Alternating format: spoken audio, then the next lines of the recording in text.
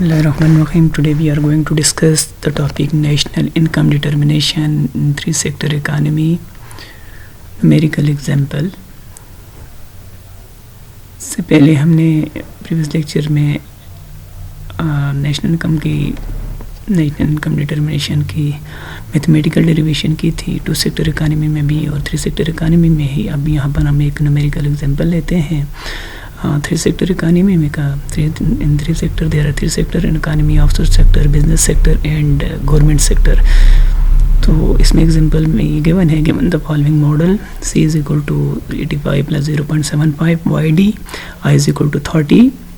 Investment autonomous है जी और गवर्नमेंट एक्सपेंडिचर 200 ये भी अटानमस है. T इज इक्वल टू ये टैक्स जो है अटानमस और इंड्यूस दोनों शामिल किए गए हैं और इसमें टैक्स अटानमस भी हो सकते हैं और इंड्यूस भी. इस एग्जांपल में हमने अटानमस और इंड्यूस दोनों लिए हैं. और थ्री सेक्टर इकानमी में जो हमारी इनकम होती है वो YD इनकम में से डिस्पोजेबल पर्सनल इनकम होती है, इनकम में से टैक्स माइनस किया जाता है. ठीक है, जो हमारे पास बचती है इनकम उसको हम कंज्यूम करते हैं, डिस्पोजेबल पर्सनल इनकम. अब ये हमारे पास एग्जांपल है और इसके डिफरेंट पार्ट है. Find the equilibrium level of national income. Second part में है find equilibrium level of consumption and saving और थर्ड पार्ट में find APC average propensity to consume and average propensity APS average propensity to save. ये दो concept हैं, ये macro में आपने डिस्कस किए होंगे, में पढ़े होंगे. तो यहाँ भी थोड़ा सा डिस्कस कर लेंगे. APC व्हाट इज़ APC और व्हाट इज़ APS, ये आपके लिए एक नया है. और उसके बाद लास्ट जो हमारा है find the value of multiplier. इससे पहले अगर किसी लेक्चर में रह गए मल्टीप्लायर तो उसकी वैल्यू हम अगर नहीं बता सके तो अभी इसमें एग्जांपल में आपको बता देंगे और मज़ीद भी इसके बारे में हम डिस्कस करेंगे. तो ये हमारा न्यूमेरिकल एग्जांपल है और इसके डिफरेंट पार्ट है. ये चार पार्ट हैं A, B, C और D. तो ये हम फाइंड करेंगे नेक्स्ट स्लाइड में. और ये हमारे पास यहाँ पर हम देखते हैं कौन सी अप्रोच यूज़ होती है, क्योंकि नेशनल इनकम डिटर्मिनेशन की हम प्रीवियस लेक्चर में पढ़ चुके हैं. There are two approaches of national income determination.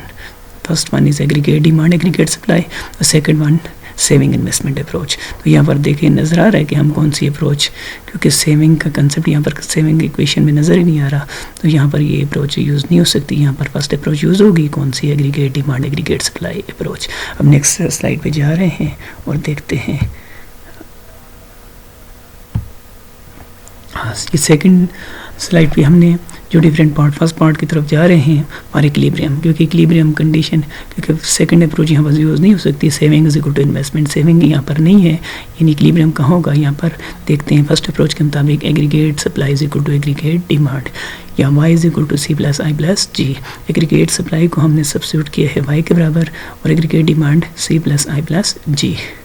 तो ये हमारे पास C भी गिवन है, I भी गिवन है और G भी इसमें गिवन है.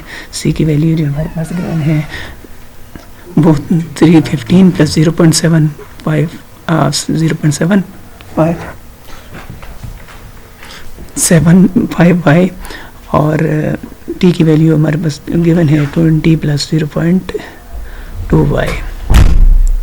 तो ये वैल्यू हम सब्स्टिट्यूट कर लेंगे, वैल्यू सब्स्टिट्यूट कर ली है हमने. तो ये अब सबको जो हमारे पास अटानमस वैल्यूज़ हैं उनको हम ऐड कर लें. जिस तरह 85 प्लस 30 प्लस 200 ये हमारे पास आके टोटल 315 और बाकी हम ब्रैकेट में जो है इसको मल्टीप्लाई कर ले, अंदर ब्रैकेट ओपन होगा तो हमारे पास 0.75 y माइनस 20 माइनस 0.2 y और इसको डायरेक्ट आप सॉल्व कर सकते हैं. और इसको सॉल्व कर लें आप अपने तौर पर मैनुअल कैलकुलेशन कर लें तो हमारे पास जो रिज़ल्ट आता है तो y को एक साइड ले जाएं, y minus 0.6 y is equal to 315 में से 15 माइनस करें 300 आता है. 0.4 y इज इक्वल टू 300 तो y is equal to 300 divide by 0.4 ये हमारे पास आता है 750. ये हमारा है equilibrium level of national income. यहाँ पर हमने नेशनल इनकम डिटरमिन कर ली है फर्स्ट अप्रोच के मुताबिक. Aggregate supply is equal to aggregate demand. तो ये तमाम जो हमारे पास वैल्यूज़ गिवन है प्रीवियस जो हमारे स्लाइड में, C की भी वैल्यू, I की भी वैल्यू, G की भी वैल्यू और T की वैल्यू जो हम जहाँ जहाँ में हैं वो हम सब्स्टिट्यूट करेंगे. जिस तरह y is equal to C plus I plus G, C की वैल्यू भी, I की भी वैल्यू और G और ये सब्स्टिट्यूट करके हमने नेशनल इनकम डिटरमिन कर ली है. इसकी दो एग्जांपल हमने पहले भी की हैं. तो यहाँ पर आप मज़ीद भी आपके अगर कोई कन्फ्यूजन है तो वो आप क्लियर कर सकते हैं। अब ये हमारे पास नेशनल इनकम डिटरमिन हो गई 750। अब सेकंड पार्ट में बी पार्ट में हमने फाइंड करना था equilibrium level of consumption and saving.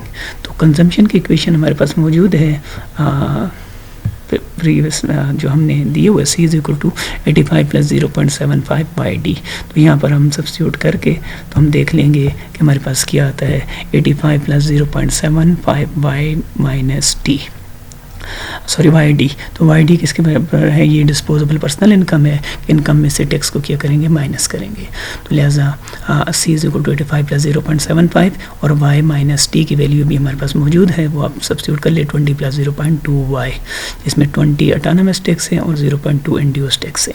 और इसको हमने सॉल्व किया तो सॉल्व कर लें आप, तो ये आता है 520।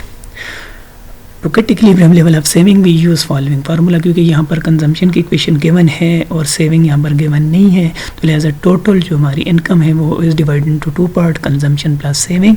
तो ये हमारी इक्वेशन है C प्लस S। तो हमने यहाँ पर सेविंग फाइंड करनी है, तो कंजम्पशन भी हमने फाइंड कर लिया और इनकम भी हमारे पास मौजूद है, हमने फाइंड कर ली है पहले। तो यहाँ पर हम सेविंग फाइंड कर सकते हैं S is equal to Y minus C इस इक्वेशन से।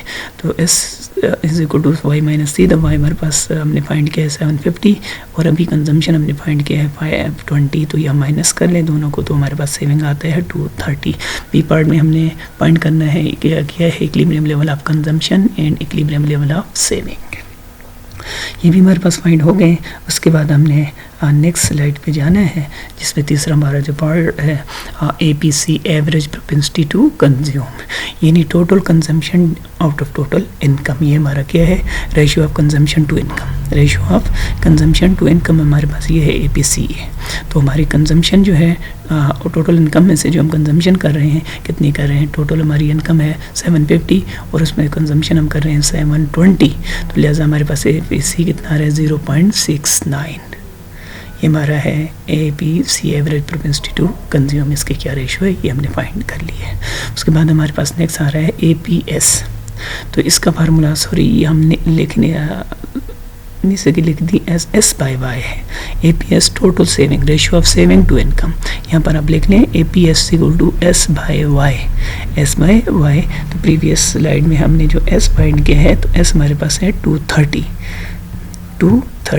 तो एवरेज प्रोपेंसिटी टू सेव, जिस तरह हमने average propensity to consume total consumption divide out of income, consumption जो हमने, तो लिहाजा APS में हम सेविंग डिवाइड बाय इनकम करेंगे। ये आप फार्मूला लिख लें, saving out of total income.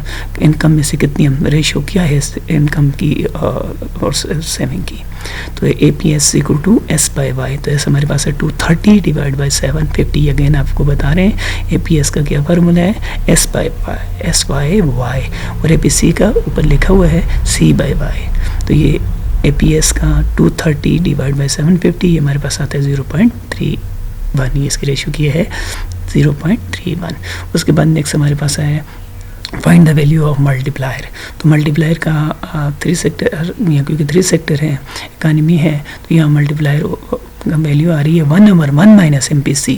ये जो वैल्यू है, क्योंकि यहाँ पर टाइप प्रॉब्लम था नहीं हो सकते कि पावर पॉइंट में, तो हमने ये किया इक्वेशन को 1/1 minus C into 1 minus tax rate. ये 1 डिवाइड होल है, 1 से ही सब कुछ डिवाइड हो रहा है, 1 डिवाइड बाई सब, ठीक है। 1 divide by 1 minus MPC into 1 minus tax rate.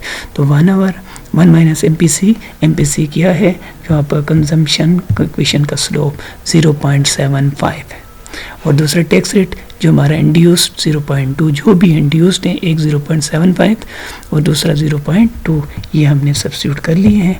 तो क्या हमारे पास वैल्यू आती है 1/1 माइनस 0.75 इंटू 1 माइनस 0.2। तो 1 माइनस 0.2 0.8 आता है, और उसको मल्टीप्लाई कर लें फिर 0.75 से, तो फिर इसको 1 माइनस कर लें तो हमारे पास K की वैल्यू आती है 2.5। तो ये हमारे पास 3 सेक्टर इकानमी में मल्टीप्लायर की वैल्यू आ रही है। इसी तरह 2 सेक्टर इकानमी में अगर है तो हमारे पास मल्टीप्लायर की वैल्यू होती है K is equal to 1/1 minus MPC, 1/1 minus MPC, क्योंकि 2 सेक्टर में गवर्नमेंट की इन्वॉल्वमेंट नहीं होती है।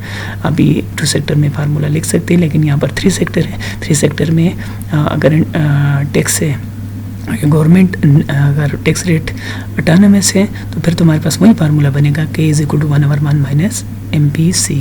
लेकिन यहाँ पर क्योंकि टैक्स रेट इंड्यूस्ड है तो इंड्यूस्ड टैक्स भी आएगा 1/1 minus MPC into 1 minus tax rate. ठीक है, तो ये था हमारा आज का हमारा लेक्चर नेशनल इनकम डिटर्मिनेशन। पहले भी मैं आपको बता चुका हूँ कि हम एक एग्जांपल कर चुके हैं, लेकिन मज़ीद आपको क्लियर करने के लिए एक एग्जांपल और ली गई है और 2-3 और भी एग्जांपल हम नेक्स्ट लेंगे आपकी, ताकि कन्फ्यूजन क्लियर हो जाए। ठीक है, ये था आज का हमारा लेक्चर। अल्लाह हाफिज़।